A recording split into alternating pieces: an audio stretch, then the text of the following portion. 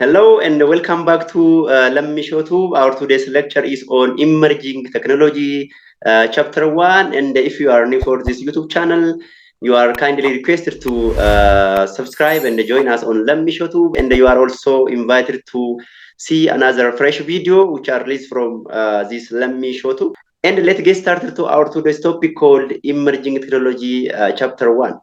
Jira jirtu kabajamtoonni maatii wal lammishootuu warra nan beekneef ani lammiidha. Lammishootuu birraati akkuma beekamu yeroo darbe keessatti suur-sagalee emerging technology irratti course outline isiniif dhiyeesseen ture. Warreen viidiyoo sana ilaalle yookiin immoo warreen suur-sagalee sana ilaalle lammishootuu keessatti viidiyoo sana check gochuu dandeessu jechuudha. Har'a immoo suur-sagalee bareedu tokko emerging technology chapter 1 irratti qabadhe isinii dhiyeesseera. Haga dhuma viidiyoo kanatti na hordofaa affeerraa kiyya jechuudha.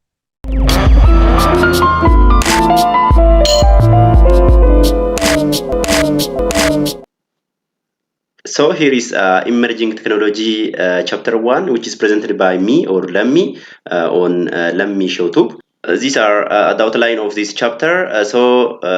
In this chapter, I will teach you introduction to emerging technology. We'll see introduction to emerging technology. We'll see also how technology is evolved, and then we'll see also industrial revolution, including the history of industrial revolution, where and how it is started, and we'll see also role of data for emerging technologies, and we'll see also programmable devices and network-related device or enabling devices.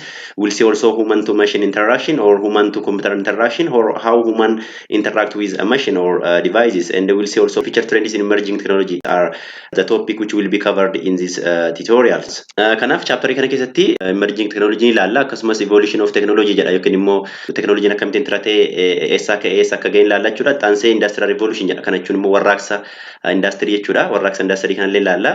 Akkasumas history industrial revolution yookiin immoo seenaa industrial revolution ilaalla. Akkasumas immoo role of data for emerging technology jedha jechuun immoo daataan roolii akkamii akka emerging technology qabu ilaalla jechuudha. By the way, technology kamu yookiin immoo emerging technology kamu data malee faayidaa tokko iyyuu hin qabu yookiin immoo data malee yaaduun hin danda'amu jechuudha. Kanaafuu roolii akkamii akka qabu yookiin immoo data roolii akkamii akka qabu emerging technology fin ilaalla jechuudha. Taansee waa'ee programmable device ilaalla jechuudha. Kana jechuun deviceota programmable ta'an kanneen akkamii akka ta'an ilaalla. Taansee human computer interaction ilaalla, kun immoo human machine interaction haala kamiin namnii fi computer yookiin immoo namnii fi maashiniin akkamittiin interact gochuu akka danda'anii fi elementoota isaanii ilaalla jechuudha. Itti aansee feature trends in emerging technology yookiin immoo feature direction emerging technology yookiin immoo technology fuulduratti dhufaa jiran immoo isaan kam akka ta'e chapter kana keessatti ilaalla jechuudha. Na hordofaan affeerraa kiyya.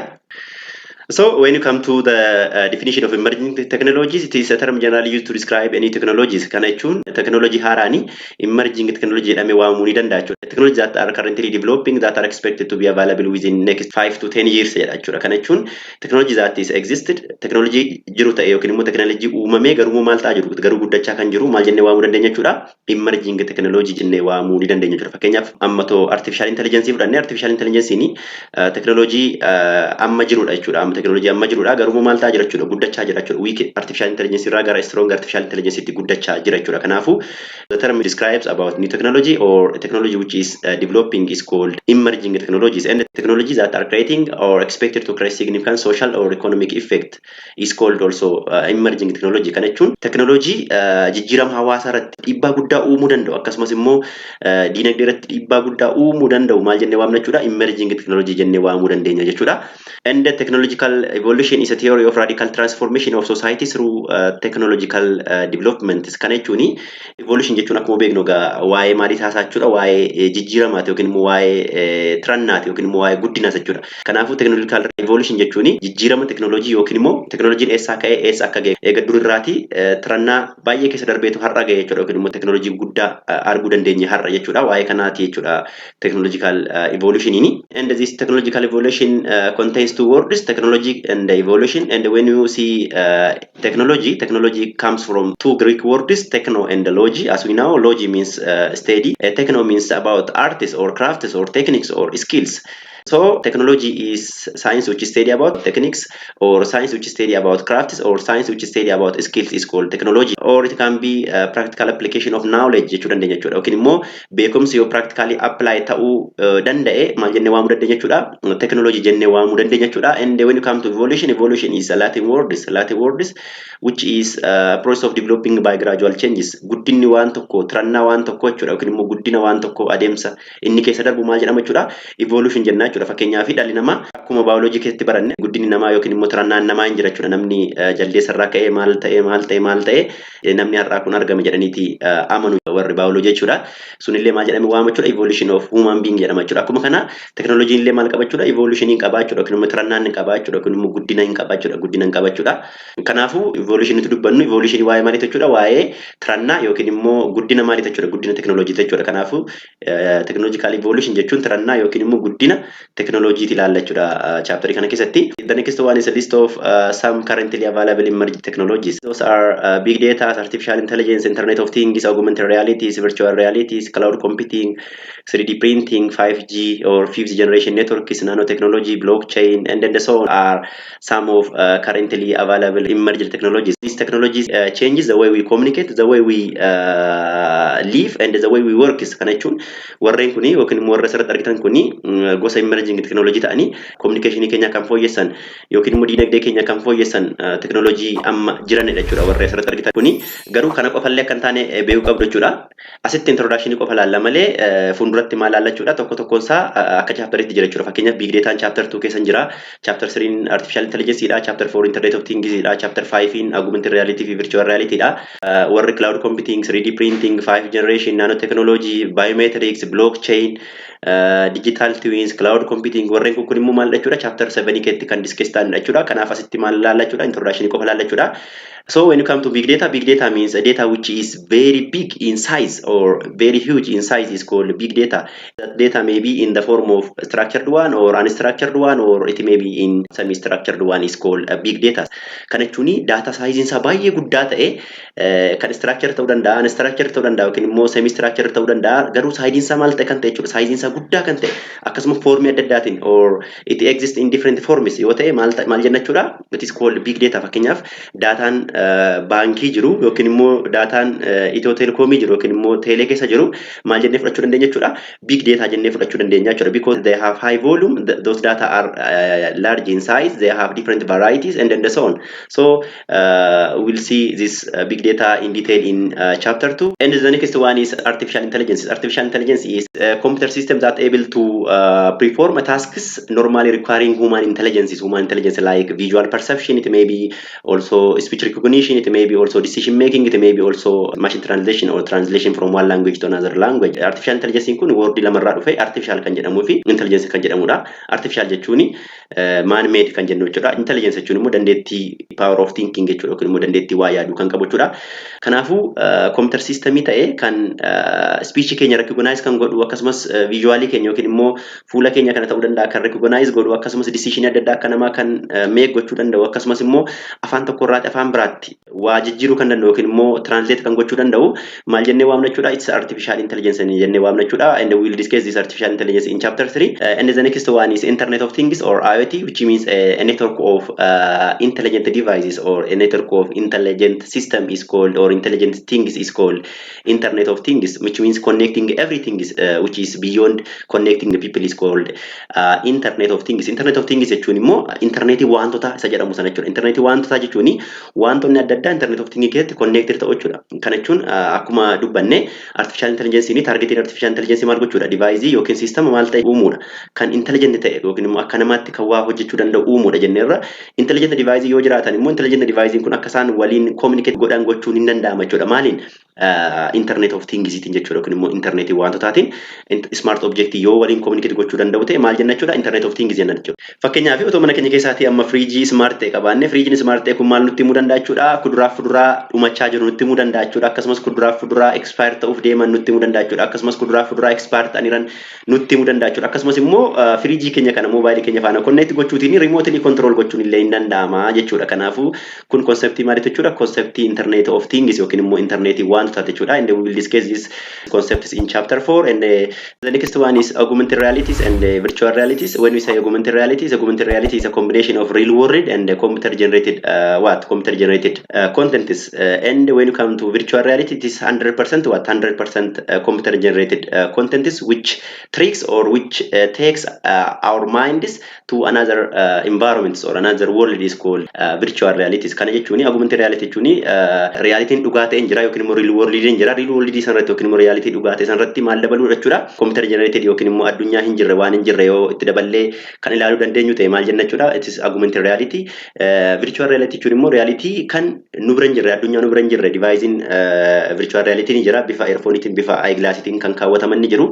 Device sana godhachuutiin maal nu godha jechuudha. Devicein sun gara addunyaa biraatti nu fuudha jechuudha. Jechuun immoo sammuu keenya ta'eeti otoo as jirruuti akka nuti addunyaa biraa keessa jirru godhee kan nutti agarsiisu immoo virtual reality jedhama jechuudha. And we will discuss this augmented reality and virtual reality in chapter 5. And there is also mixed reality, is a mixture of these two, augmented reality and the virtual reality. The next one is cloud computing. Cloud computing is a delivery of service or delivery of different service through what? Through internet is called cloud computing, in which a service can be a server or it may be storage or it may be database service. Akkuma beeknu fakkeenyaa fi faayila yookiin data internal storage yookiin immoo external storage kanneen akka flash irra kaawwachuu dandeenya. Akkuma sana cloud computing immoo service akkamii kenna jechuudha. Service storage illee nuu kenna jechuudha. Kana jechuun faayila keenya yookiin data keenya haga flash irra keenya yookiin immoo haga internal fi external storage irra keenyu maal irra kaawwachuu dandeenya jechuudha. Cloud irra kaawwachuu ni dandeenya jechuudha. Fakkeenyaaf Google Drive irra data kaawwachuu dandeenya jechuudha. Kanaaf Google Drivein example maalii ta'uu danda'a jechuudha. Example cloud computing ta'uu danda'a jechuudha. Service storage qofa otoo hin taane service database, service server, service network, service baay'ee nuuf kenna cloud computing ni. Kanaaf waa'ee kana baranna jechuudha cloud computing keessatti. The next one is 3D printing. 3D printing is also called as additive manufacturing. When you say 3D printing is a method of creating the 3D or three-dimensional object layer by layer.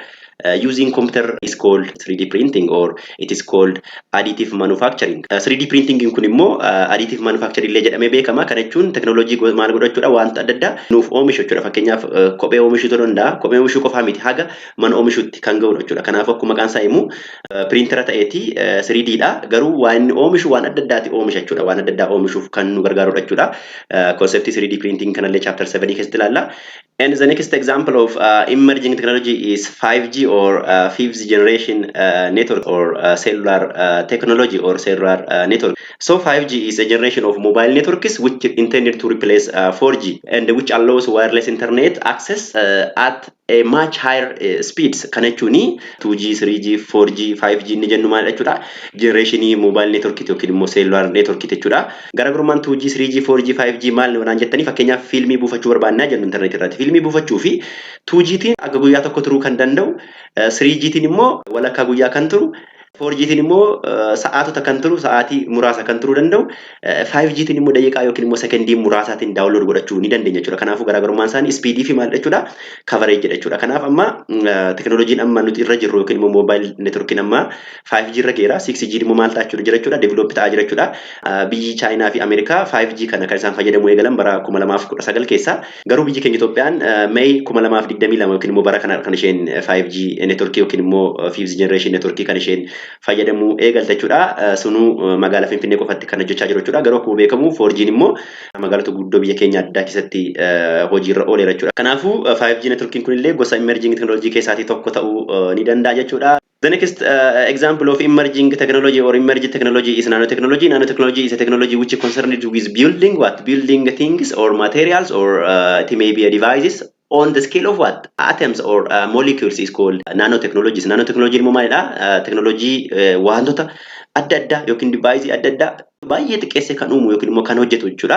Kana jechuun saayiziin isaanii hanga tishuu namaa seenuu danda'an, hanga biological tishuu seenuu danda'anitti kan dalagu jechuudha. Waa'ee nanotechnology illee chapter 7 keessatti ilaalla. The last but not the least is blockchain. Blockchain is a system which records the transaction of a bitcoins or another cryptocurrency that is maintained across several computers that are linked in peer-to-peer network is called blockchain. So we'll see concept of blockchain, nanotechnology, 5G, 3D printing, cloud computing in chapter 7. And the next concept from this chapter is industrial revolution. Industrial revolution is a period of major industrialization and innovation that took place during the late 1700s and the early 1800s, which means late 18th century and the early 19th century is called industrial revolution. This industrial revolution started in England or Great Britain and expanded to different American countries and European countries like Japan, Germany, and so on, with a series of innovation to make labor more efficient and productive, which means the main goal of industrial revolution is what? To replace what? Human labor with the machines, or to replace making things by hand to what? By using machines, or using machine to produce different goods or things is called industrial revolutions. Kana jechuun industrial revolution kuni kan eegale jaarraa 18ffaa dhuma jaarraa 18ffaa fi jalqaba jaarraa 19ffaa keessa biyya England yookiin immoo biyya Great Britain amma keessattidha kan eegale jechuudha. Industrial revolution kuni biyya Englanditti eegale, akkasuma sana booda immoo biyyoota Ameerikaa fi biyyoota Awurooppaa adda addaatti maal ta'e jechuudha babal'ate jechuudha. Kaayyoon industrial revolution eegale kuni duratti maal ta'a ture jechuudha. Namni harkaan waan hundumaa harkaan oomisha ture. Kana jechuun fakkeenyaaf amma jirbii dhawutiin uffata hojjeta ture, kophee harkaan hojjeta ture namni, waan hundumtuu harkaan hojjetama ture jechuudha. Deemsi miillaan yookiin fardaa yookiin gaangeetiin transportii goona jechuudha. Sanaan booda transportation immoo improve jechuudha. Maal jechuudha? Baaburri hojjetame, konkolaataan hojjetame, waan adda addaa hojjetamuu eegalan jechuudha industrial revolution keessatti.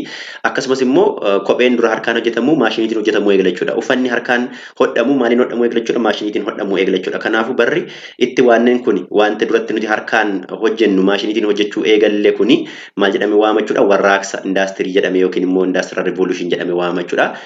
Industrial revolution was a time when the manufacturing of wood moved from small shops and home to large factories. Kana jechuun wantoota nuti manatti harkaan oomishaa turre wanti qorra gara maalitti guddachuu eegala jechuudha? Gara indaastirii guddaatti yookiin immoo gara faaktarii guddaatti jijjiiramuu yookiin immoo wanti mass production wanta adda addaa baay'inaan faaktarii keessatti yookiin immoo maashiniitiin bakka adda addaatti oomishamuu eegalame jechuudha.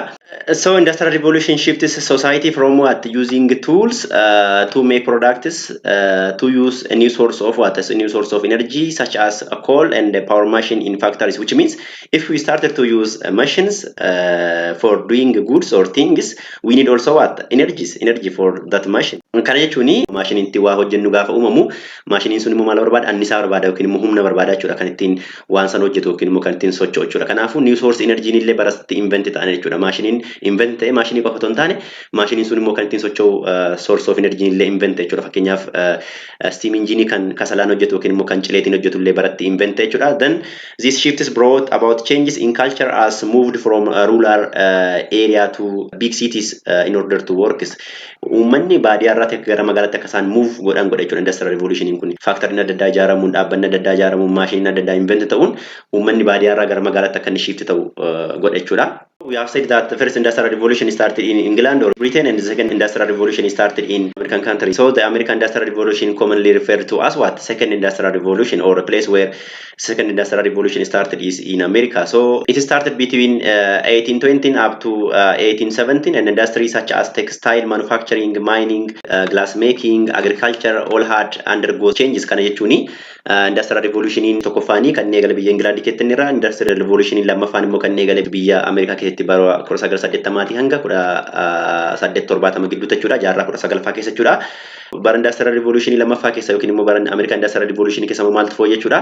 Textile manufacturing yookiin immoo carqaa carqisa inni sana jechuun immoo uffata oomishin uffataallee baratti fooyyeedha jechuudha. Akkasumas immoo mining yookiin immoo albuuda baasuun baratti fooyyeedha yookiin immoo baratti eegalamedha. Glass making yookiin fuullee oomishuun baratti eegalamedha. Akkasumas agriculturein baratti fooyyeedha jechuudha. Bara kan bara industrial revolution lammaffaa jechuudha.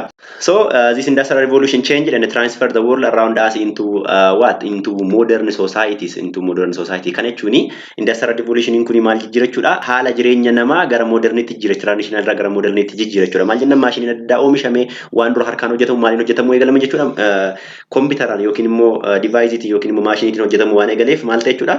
Nama gara maalti jijjiira jechuudha? Gara modernitti jijjiire jechuudha industrial revolution kun. So by using this industrial revolution, communication is improved, industry is improved, transportation is improved, and everything is improved by using what? By using this industrial revolution. So the following are the most invention which improved transportation, communication, and industry. For example, if you take steam engine is a machine which converts what? Heat energy to what? Mechanical energy. Steam engine gaafa jennu injiinii kasalaan hojjetu kinceleetiin hojjetee kan maal ta'u jechuudha? Railroadii kanaaf yookiin immoo baaburaa fi akka annisaatti kan gargaaraa ture jechuudha. Akkasumas diesel engine illee aeroplaneef akka annisaatti gargaaraa ture jechuudha yookiin immoo akka power'itti gargaaraa ture jechuudha. Kanaaf warri kun warra industrial revolution keessatti invent ta'an yookiin immoo industrial revolution jalqabaa keessa warra invent ta'an jechuudha. The second one is communication, which means communication is also improved by using what? By using industrial revolution. Telegraph, the telephone and the different radio and the different things are invented during this time. Kana jechuun jalqaba namni maaliin communicate gochuu eegale jechuudha. Telegraphitiin communicate gochuu eegale jechuudha. Sana booda maalti guddate jechuudha gara bilbilaatti gara raadiyootti improve ta'e yookiin immoo fooyya'e jechuudha.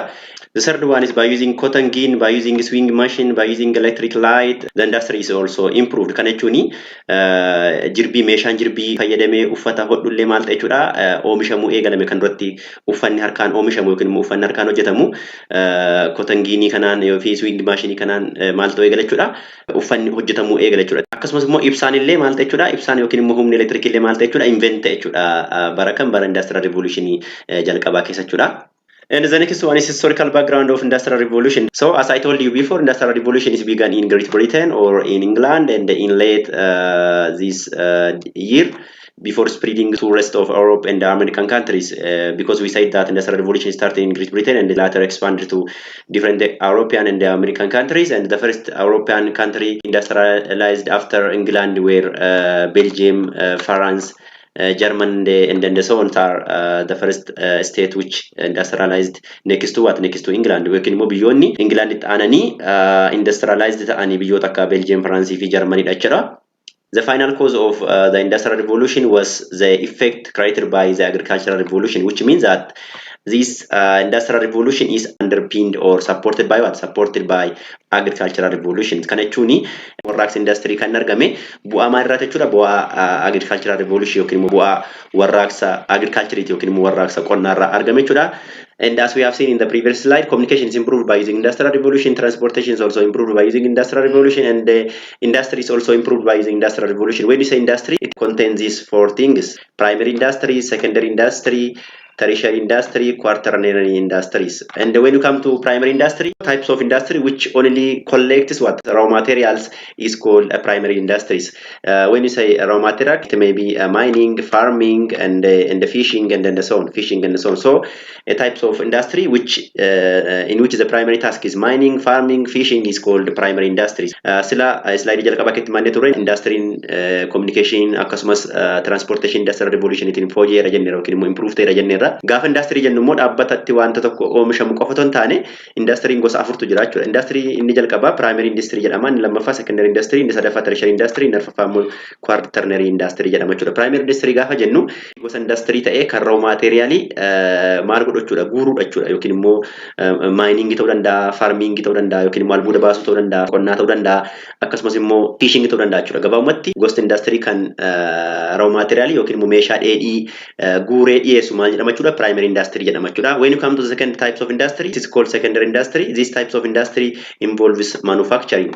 Example, making car and steels. But to make this car or steel, we need what? We need raw materials which is gathered by what? By primary industries. Kan jechuudha secondary industry immoo maal kan godhu jechuudha? Kan manufacturing faana wal qabatu yookiin immoo kan oomisha walii wal qabatu maal jedhama waama jechuudha? Industrial revolution lammaffaa jedhame waama jechuudha. Fakkeenyaaf oomisha konkolaataa ta'uu danda'a, oomisha baaburaa ta'uu danda'a, oomisha qorqorroo ta'uu danda'a, oomisha sibiila adda addaa ta'uu danda'a. Garuu wanneen kana oomishuuf maal barbaanna jechuudha? Dirqama raw materialii barbaanna yookiin immoo meeshaa dheedhii barbaanna jechuudha. Fakkeenyaaf konkolaataa oomishuuf, qorqorroo oomishuuf maal barbaanna jechuudha? Dirqama sibiila adda addaa ergamaa hin ta'e yookiin immoo albuuda adda addaa ergamaa hin ta'e sanaan jechuudha kan nuti konkolaataas ta'e, baaburas ta'e, aeroplaanis ta'e, stiilis ta'e kan nuti oomishuu dandeenya jechuudha. Kanaafuu secondary industry'n servicii eenyurraa fudhata jechuudha? Primary industry irraa fudhata jechuudha. And the third one is tertiary industry which provide a service. The primary goal of tertiary industry is providing what? Providing a service like teaching and nursing. We can call university as what? University as tertiary industry because in the university there is service like teaching and learning process. So we can call university or colleges as tertiary industries. We can call also hospital as what? As industries because to provide different healthcare services. Inni sadaffaan immoo tertiary industry kun immoo maal jechuudha? Gosa industry yookiin immoo dhaabbata maal kennu jechuudha? Dhaabbata tajaajila qofa kennu jechuudha. Tajaajila isaan kennan immoo fakkeenyaaf universitiin kolleejiin adda addaa maal ta'uu danda'a jechuudha? Tertiary industry ta'uu danda'a jechuudha. Maal jennaan bakka itti baruu barsiisuun itti gaggeeffamu yookiin bakka tajaajilli kennamu waan ta'eef jechuudha. Akkasumas hospitaalli adda addaa tertiary industry keessatti ramadamu jechuudha. Hojiin isaa inni guddaan maal kennuudha? Tajaajila kennuudha. Kanaafuu dhaabbanni yookiin immoo gosti industry kan servicii kennu maal jalatti ramadama jechuudha? Tertiary industry jalatti ramadama jechuudha. And the fourth one is, or the last one is quaternary industry, which involves research and development. Kana jechuun gosa industry ta'e kan qorannoon adda addaa yookiin guddina adda addaaf qorannoon adda addaa bakka itti gaggeeffamu maal jennee waamna jechuudha? Quaternary industry jennee waamna jechuudha. So in general, by using industrial revolution, the primary industry, secondary industry, tertiary industry, and the quaternary industry are what? Are improved. Kana jechuun industrial revolution itiin yookiin immoo warraaqsa industry itiin gosa industry arfan kun warri tajaajila kennanis haa ta'u, warri raw material fidanis haa ta'u, warri research hojjetanis haa ta'u, warri manufacturing godhanis maal ta'an jechuudha? Fooyya'aniiru jechuudha industrial revolution yookiin immoo warraaqsa industry keessatti jechuudha. And when you come to the first types of industry, as we have seen before, we have 4 types of industrial revolution, in which the first one is industrial revolution 1, the second one is industrial revolution 2, the third one is industrial revolution 3, the fourth one is industrial revolution 4. And when you come to industrial revolution 1 or IR0, the industrial revolution IR is described as transition to new manufacturing process. Kana jechuun akkuma sira dubbanne industrial revolution tokko fakkeetti baratti maal eegalle jechuudha? Baratti maashina adda addaa yookiin immoo device adda addaa fayyadamne maal gochuu eegalle jechuudha? Wanta adda addaa maashiniitiin yookiin immoo tuuliitiin oomishuu eegalle maal jedhame waama jechuudha? Industrial revolution 1 jedhame waama jechuudha. So it was first coined in this year or 1760s, and the transition in the first industrial revolution included going from hand production method to machines, which means the time when we start to use a machine to produce goods is called first industrial revolution or industrial revolution 1. Kana jechuun industrial revolution tokkoffaa keessatti baratti namni waan duratti harkaan oomishu maaliin oomishuu eegale jechuudha? Baratti maashiniitiin yookiin immoo device adda addaa fayyadamee waa oomishuu eegale industrial revolution 1 jedhamee waama jechuudha. During this industrial revolution 1, there is increasing in use of steam power as source of energy for machines, a development of machine tools, and the rise of the factory systems. Bara kanatti bara meeshaan adda addaatti guddatan akkasumas immoo baratti steam enginein yookiin immoo enginein cileetiin hojjetu baratti invent jechuudha. For example, this picture is a railroad which uses steam engine to move from one place to another place. Kana jechuun kuni baabura ta'eeti. Baabura maaliin hojjetudha jechuudha? Baabura annisaa steamiitiin hojjetu yookiin immoo steam poweriitiin kan hojjetu yookiin immoo annisaa cilee fayyadamee baabura tokko bakka tokkotti bakka biraatti kan move gochuuf fayyadamaa turredha jechuudha. Kun fakkeenya steam engineiti. And when you come to the second industrial revolution or industrial revolution 2.0, this industrial revolution also known as technological revolutions. Industrial revolution in lammaffaan kun immoo maal jedhamee waama jechuudha? Technological revolution yookiin immoo warraaqsa technology illee jedhamee hin beekama jechuudha. It began somewhere in bara kana eegale jechuudha. Baroota kana keessa industrial revolution lammaffaan bara kana eegale. It includes the development of methods for manufacturing interchangeable parts and widespread adoption of pre-existing systems such as telegraph and railroad networks. This adoption allowed the vast movement of people and ideas enhancing communications. Kana jechuun industrial revolution tokkoffaa keessa kan jiranii maashinoonni adda addaa maal ta'an jechuudha? Improved ta'anii dhufan jechuudha. Yeroo kam? Yeroo industrial revolution lammaffaa jechuudha. Moreover, new technological systems were introduced such as electric power and telephones. Duraan communicationiin maaliin ture jenneerra industrial revolution tokkoffaa keessatti warreen akka telegraafii faatu introduce ta'e jenneerra. Asitti immoo industrial revolution lammaffaa keessatti immoo maaltu introduce ta'e jechuudha yookiin immoo maaltu invent ta'e jechuudha?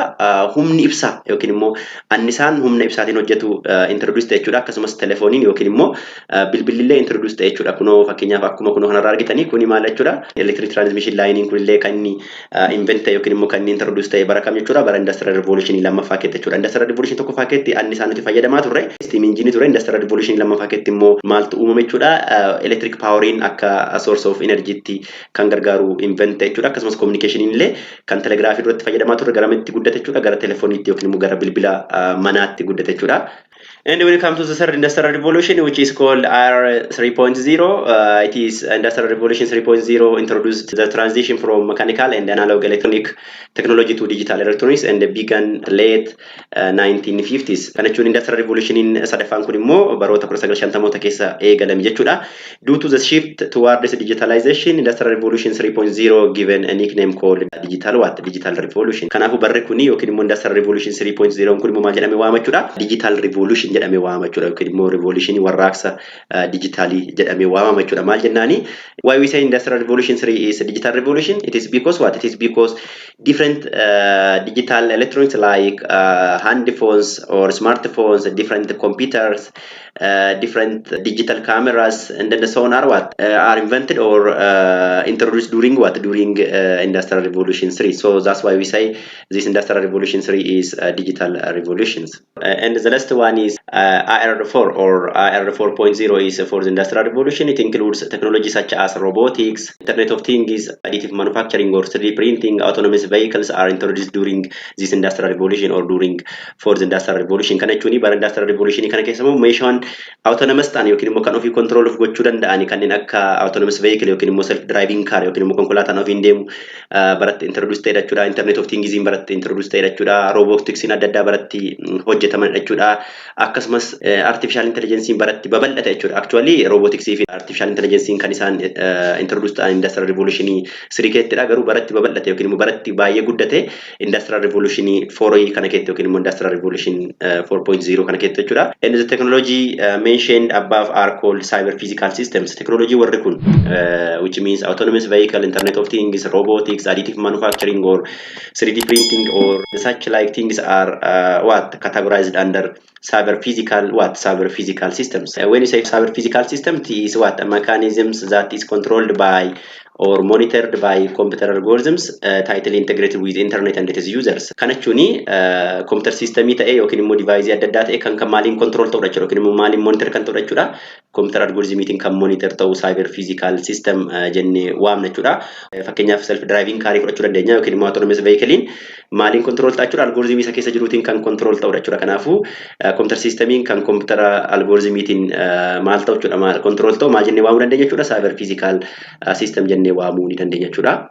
These machines are operated by giving it instruction using computers, and another major breakthrough that is associated with industrial revolution 4 is adoption of artificial intelligence, where we can see it being implemented into our smartphones. Kana jechuun industrial revolution 4 kana keessatti akkuma graafikii kana argitanii industrial revolution 4 keessatti Internet of Things bara industrial revolution 4 introduce ta'e Internet of Things kana keessatti immoo maal jechuudha smart objectiin garaa maal ta'u jechuudha easily communicate godhu yookiin immoo interconnected ta'aniiti information waliif share gochuu ni danda'u jechuudha. Garuu objectoonni kun objectiin Internet of Things kun akka isaan communicate waliin godhan yookiin immoo akka isaan smart ta'anii respond walii godhan yookiin immoo easily communicate godhan kan godhu maal jechuudha artificial intelligence dha jechuudha yookiin immoo AI dha jechuudha. So we can say AI is one of the main elements that gives life to autonomous vehicles and automated robots. So without artificial intelligence or without AI, this Internet of Things is impossible, or we cannot think Internet of Things, or we cannot implement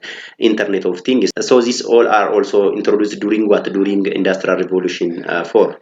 This is a comparison of Industrial Revolution 1 up to 4. When you come to Industrial Revolution 1, during this Industrial Revolution 1, steam power and water power are introduced. And the time when we start to use machine to produce different goods is Industrial Revolution 1. When it comes to Industrial Revolution 2, the mass production producing in large quantities, and electric power, different cars invented during during technological revolution. When you come to third Industrial Revolution, it is also called Digital Revolution, and during this one, different digital electronics like computers, hand phones, smartphones are introduced. So we can say third Industrial Revolution as Digital Revolution. And when you come to the fourth Industrial Revolution, different autonomous systems are introduced during during Industrial Revolution 4. I hope you easily understand the difference between this all Industrial Revolution. And generally, the following Industrial Revolution fundamentally changed and transferred the world around us into the modern societies, which means when you say steam engine is about Industrial Revolution 1, and the age of science and mass production is categorized under what? Under Industrial Revolution 2 or Technological Revolution or Industrial Revolution 2.0. And when you come to the rise of digital technology is categorized under Industrial Revolution 3, Industrial Revolution 3.0. And when we talk about smart and autonomous systems, it is about Industrial Revolution 4, because during this Industrial Revolution 4, different autonomous systems or self-controlling systems are invented or introduced. So these four things, steam engine, age of science and mass production, the rise of digital technology, smart and autonomous systems, changed our world to modern one. Kana jechuun immoo steam engineering invent ta'uun age of science yookiin mass production humni ibsaa introduce ta'uun akkasumas konkolaataan adda addaa hojjetamuun akkasumas kompiitaroonni adda addaa hojjetamuun akkasumas autonomous system adda addaa yookiin immoo smart system adda addaa hojjetamuun maal godhachuudha addunyaa nuti keessa jiraannu kana gara modernitti fide jechuudha. Kanaafuu kuni waa'ee maaliiti jechuudha waa'ee warraaqsa industry yookiin immoo industrial revolution jechuudha. And the next topic which will be discussed in this chapter is the role of data for emerging technologies. Data is regarded as a new oil and strategic assets, which means without data, we cannot think we cannot think any technologies in which the data can be structured, unstructured, or semi-structured. Whatever it is, data is a backbone for every technologies or for every emerging technologies. That's why we are saying data is regarded as a new oil or strategic assets. Kanachuni technology kam duba yookiin technology kamiyyuu hojjechuu fi maal nu barbaachisa jechuudha. Data nu barbaachisa jechuudha. Data malee waa tokko iyyuu gochuu dandeenya. Fakkeenyaaf haa jennume warri haala qilleensaa predict godhanii fakkeenyaaf maal jedhu bori rooba bor duumessadha bor akkas ta'a magaalli Finfinnee akkas ta'a magaalli Dirreedawaa akkas ta'a jedhanii kan isaan tilmaamanii maal dhaabbatanii jechuudha. Data irra dhaabbatanii jechuudha. Kana jechuun data kan dheengaddaa kan dheengadda duubaa kan kaleessaa kan har'aa funaanu jechuudha. Sarratti hundaaniiti yoo dheengadda roobee kaleessa duumessaa'ee bor immoo maal ta'uu danda'a kan jedhu algoritmiin predict godhee jechuudha. Bor akkas ta'a jedhaniiti kan isaan nutti himan jechuudha. Kanaafuu predictionii kana kennuuf bori rooba bor duumessaa bor akkas ta'a jedhanii predictionii kana kennuuf maalirraa ka'anii jechuudha. Data irraa ka'anii yookiin immoo data kaleessaa dheengaddaa fi dheengadduuba jirurraa ka'anii jechuudha. Kanaafuu dataan akka qabeenya guddaatti ilaalama jechuudha. Teknoolojii kam duubayyuu kan jiru dataadha jechuudha. So it drives or even determines the future of science and technology, economy and possibly everything in our world today and tomorrow. Kanaafuu fuuldurri addunyaa kana kan isheen determine taatu yookiin immoo kan isheen ilaalamtu ija maaliitiin jechuudha. Ija dataatiin akka ta'ellee hubachuu qabdu jechuudha.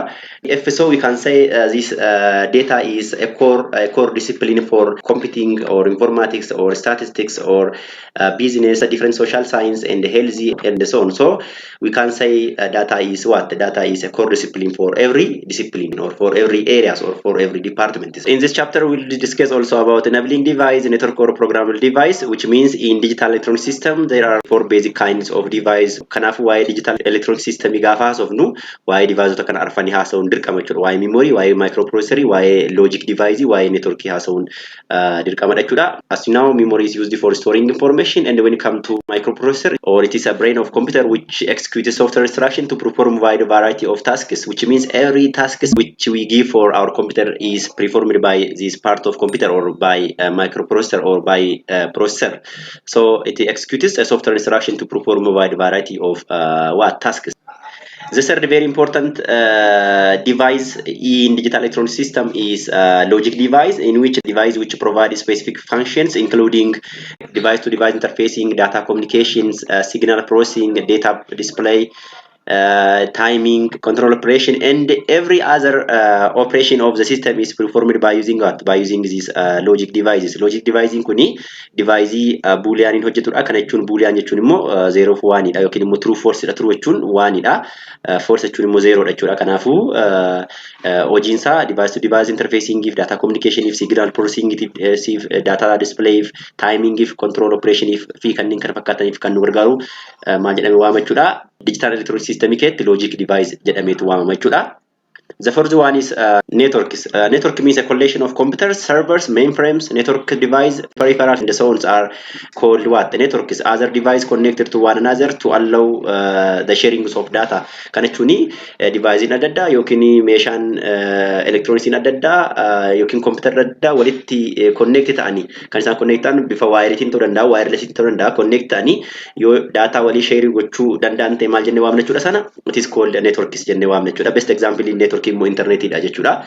Internet is the best example of network. So in general, if we talk about digital electronic systems, these four devices including memory, microprocessors, logic and the network takes a line share. Kanaafuu waa'ee digital electronic system gaafa haasofnu waa'ee memory haasa'uun dirqama jechuudha, waa'ee microprocessor haasa'uun dirqama jechuudha, waa'ee logic haasa'uun dirqama jechuudha, logic device haasa'uun dirqama jechuudha, waa'ee network haasa'uun dirqama jechuudha. Kanaaf warri kun warra device baay'ee barbaachisoo ta'anidha jechuudha digital electronic system keessatti. Inni itti aanu And when you come to programmable devices, it is usually refers to as chips which incorporates field programmable logic devices, complex programmable logic devices, programmable device jechuun akkuma maqaan isaa ibsu device reconfigure goone function adda addaaf itti fayyadamuu dandeenyu yookiin immoo waan barbaanneef itti fayyadamuu dandeenyu yookiin immoo reconfigure goone akka barbaannetti waan barbaanneef fayyadamuu dandeenyu maal jennee waamna jechuudha. It is called programmable devices. User maal gochuu danda'a jechuudha reconfigure godhe yookiin immoo reprogram godhe itti fayyadamuu kan danda'u device akkasii maal jenna jechuudha. It is called programmable devices. So we can say programmable device is reconfigurable reconfigurable circuits which can be used for different functions or different purposes. So when you say field programmable logic devices, complex programmable logic devices, and programmable logic device, their difference is only what number of blocks they can hold. For example, field programmable logic device have 100,000 block, and this complex programmable logic device have 1,000 of blocks, and the third programmable logic device, or we can call a simple logic device, hold this 100 of blocks. So their difference is only based on what? Based on number of blocks. Kanafu warreen kuni example programmable device ta'aniiti difference isaanii number of blocks isaatiin jechuudha. Field programmable logic device blockii baay'ee qaba, kuma dhibbaan qaba jechuudha. Complex programmable logic device immoo kumaatamaan kan lakkaa'amu qaba jechuudha field blockii. Inni sadaffaa programmable logic device immoo yookiin immoo simple logic device immoo maal qaba jechuudha? Blockii dhibbaan lakkaa'amu kan of keessaa qabu jechuudha. And as you can see from the figures, here are what example programmable device yookiin immoo chipsota jechuudha. And here you can see this is a classification of what programmable device. Programmable device can be classified into two. The first one is factory programmable device, and the second one is field programmable devices. And these factory programmable device or fixed program, we can call as fixed programmable devices, classified into ROM and mask programmable gate array. And this field programmable logic device classified into simple programmable logic device, complex programmable logic device, and the field programmable gate array. And this simple programmable logic device also classified into PROM, PLA or programmable logic array, and programmable array logic. So these are a classification of what? A classification of programmable logic device. Kanaf gabaabumatti kuni classification programmable device iti asirraani fixed programmable device ida warra asirraani illee jiru. Isaan kun lamatu jira. Asirraan immoo warreen kun immoo programmable device ta'anii kan field programmable device jechuudha. Warreen kana detailii dubbisuu ni dandeessu internet irraa yoo detailii isaanii barbaadan jechuudha. And here are a top 10 lists of programmable devices. And there is one question in your module which says, is computer is programmable devices?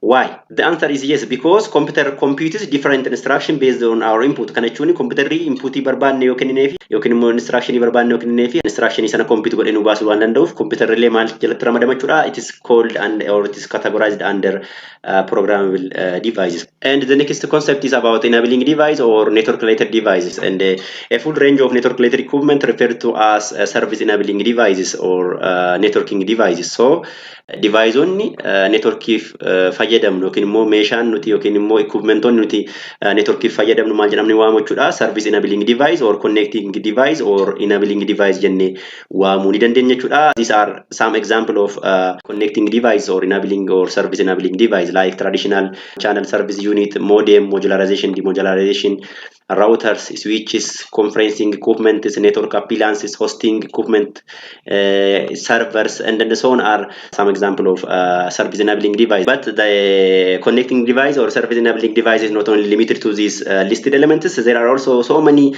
connecting devices or service enabling device like repeater, gateway, hub, bridge, and so on are also example of connecting device or networking device or service enabling devices.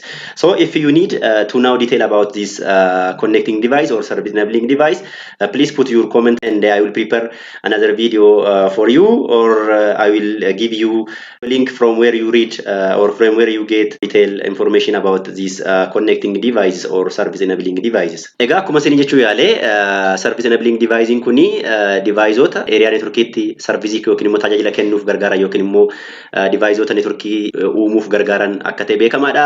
Warreen kun warreen muraasadha kan list ta'e kan biraan illee baay'ee jiru jechuudha. Waa'een kana baay'ee bal'ata waan ta'eef yoo barbaadan comment naa gochuu dandeessu viidiyoo biraa qabadhee isinii dhiyaachuu nan danda'a. Yoo barbaachisaa ta'e immoo viidiyoo kana description isaarraa linkii isaa isinii kaa'uu nan danda'a. Achirraa dubbisuu dandeessu jechuudha. Maal jennaan baay'ee bal'ata waan ta'eef kana tokko isaas keessatti haasa'uun yeroo waan fixuuf kanumaan darba. And the next subtopic of this chapter 1 is about what? About human machine interaction, or we can call as human to what? Computer interaction, or we can call as HMI. HMI deals about what? How human communicate or interact with a device or machine or computers, and the communication and the interaction between human and the machine takes place via what? Via user interfaces. User interfaces kana jechuun communication in namni fi maashinii yookiin device yookiin computer waliin godhanii karaa kam jechuudha? Karaa user interface ti jechuudha. Fakkeenyaaf amma mobaayilii koo kanatu argitanii mobaayiliin kun screening qaba.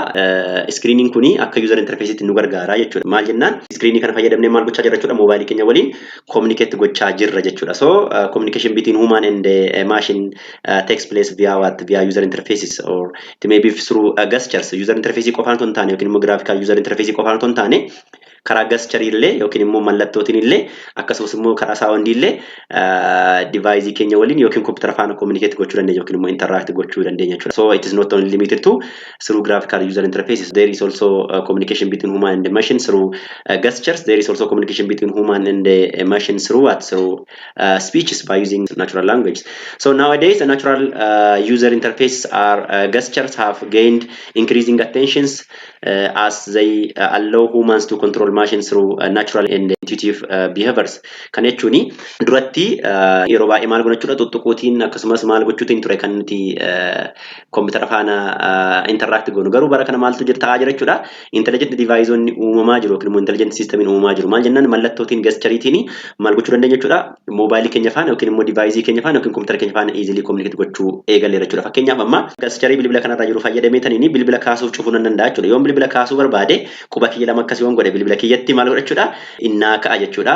Akkasumas immoo bilbila naa bilbilame yoon cufuu barbaade immoo barruu kiyya akkattiin bilbila kanarra akkatti yoon kaa'u immoo maal ta'a jechuudha bilbilli kun hin cufama jechuudha. Kanaafuu maaliin communicate gochaa jira jechuudha yookiin immoo bilbila kana faana maaliin walii galaa jira jechuudha karaa gesture yookiin immoo karaa mallattootiin jechuudha. Kanani bilbila kana faana yookiin device kana faana communicate gochaa jiru. Kanaafuu bara kana gesture fi sagaleetiin device faana communicate gochuun maal ta'a dhufe jechuudha dabalaa yookiin immoo babal'achaa dhufeera jechuudha. The study of how people interact with the computers and to what extent computers are or not developed for successful interaction with human being is called human computer interaction. Kan jechuun discipline yookiin department yookiin immoo area communication namaa fi device gidduu jiru kan maal godhu jechuudha kan measure godhu yookiin immoo kan qo'atu area maali jedhamu jechuudha. Area human computer interaction yookiin immoo human machine interaction jennee waamna jechuudha. As we know computer could be user friendly. Computerri yookiin immoo device gaaf oomishama maal ta'uu qabu jechuudha user friendly ta'uu qabu jechuudha yookiin immoo fayyadamni isaa baay'ee salphaa ta'uu qabu jechuudha. Maal jennaani device kan uumame yookiin immoo computer kan uumame hojii nuu salphisuuf waan ta'eef yookiin immoo rakkoo furuuf waan ta'eef rakkoo furuuf jedhee rakkoo ta'uu qabu jechuudha. Maal ta'uu qabu jechuudha kan namatti baay'ee salphatu ta'uu qabu jechuudha. So as much as possible the communication between computers and users should be what? User friendly.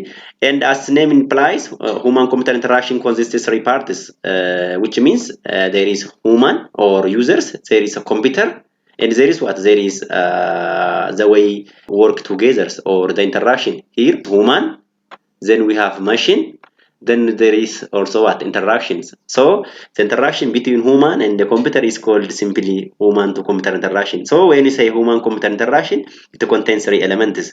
There is human who uses the computers or the users, and we have also computers or devices or that machines. And to communicate with each other, human and the computers need what? Way. In which the way can be through gestures, through with a graphical user interface, or maybe through speech. Kanafu human computer interaction gaafa jennu waan sadiif keessaa qaba jechuudha. Inni jalqaba human akkuma maqaan isaa ibsu humanidha.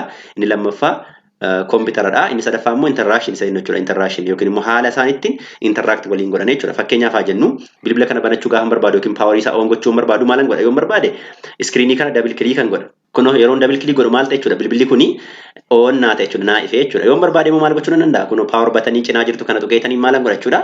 Bilbila kana faana communicate gochuu danda'a yookiin bilbila kana banuu danda'a jechuudha. Erga akkas godhee immoo pattern isaa banuu barbaade immoo kan akkas godheen yoo barbaade pattern isaa yookiin pin isaa galchee banuu danda'a. Yoo barbaade immoo kuno asirraan karaa maaliin banuu danda'a? Ashaaraa kana fayyadameen mobaayilii koo kana banuu danda'a jechuudha. Yoo barbaade immoo maal gochuu danda'a?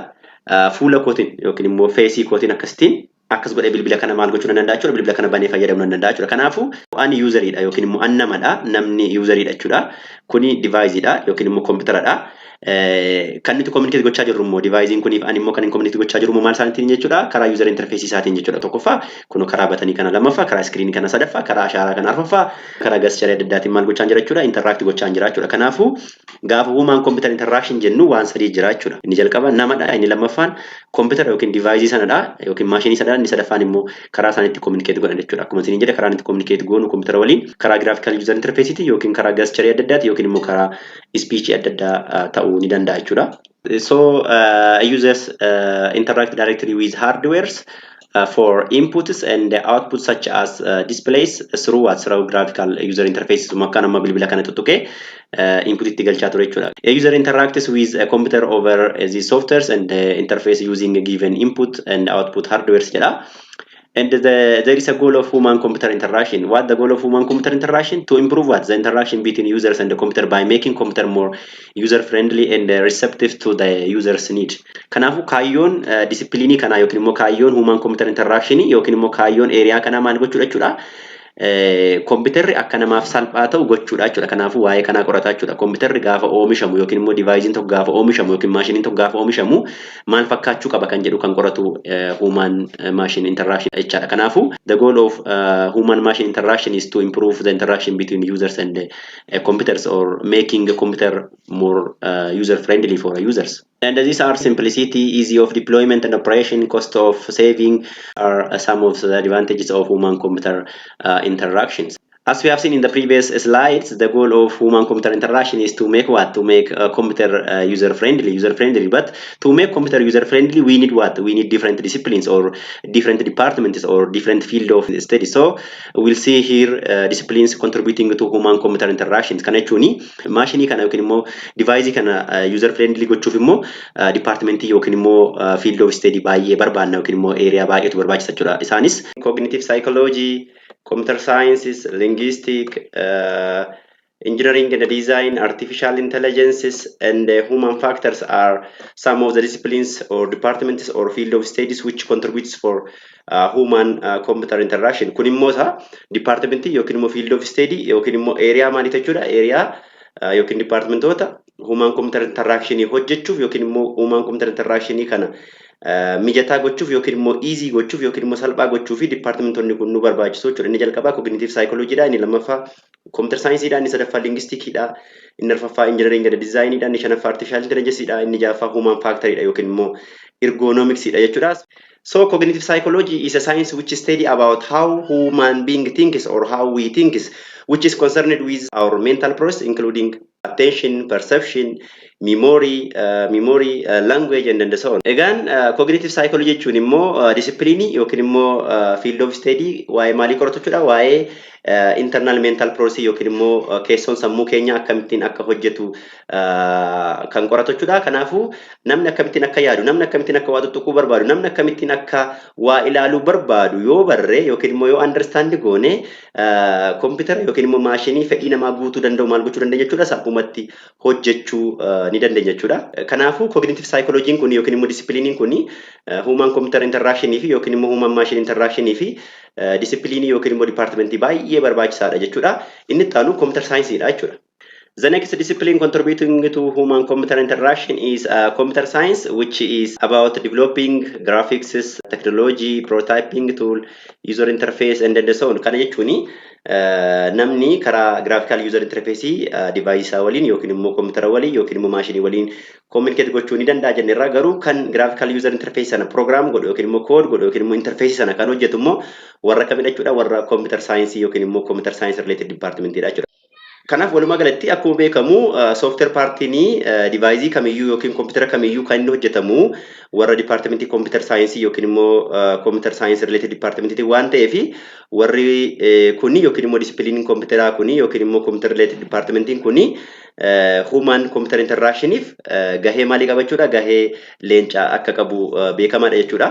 The next disciplines which contribute to human computer interaction is linguistic, which includes natural language interfaces. As we know, linguistics is a field of study which deals about structure and the meanings of the language. When you say structure, it is about syntax, and when you say meaning, it is about semantics. So, field of study which deals about semantic and syntax of the language is called linguistic. Kana jechuun afaan nuti dubbannu fakkeenyaaf afaan Oromoo ta'uu danda'a, afaan Ingiliffaa ta'uu danda'a, afaan Amaariffaa ta'uu danda'a, afaan Sidaamaa ta'uu danda'a, afaan Arabaa ta'uu danda'a. Afaan nuti dubbannu kun maal jedhamee waamama jechuudha?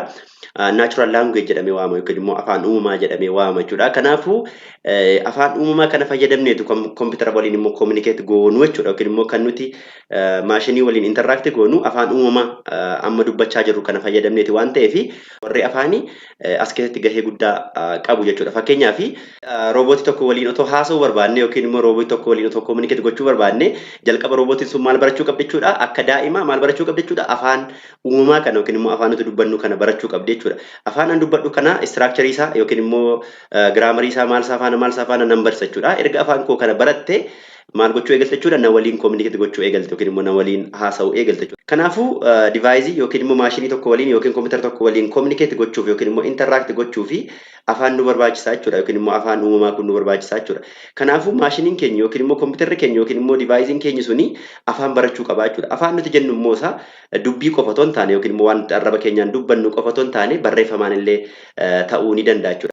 Kanaafuu natural language tiin yookiin immoo afaan uumamaa nuti haasofnu kanaani deviceota adda addaa waliin yookiin computer waliin akka nuti interact goonu yookiin immoo akka nuti communicate goonu warri nu dandeessa warra kamidha jechuudha? Warra afaaniiti yookiin immoo warra linguistikiidha jechuudha.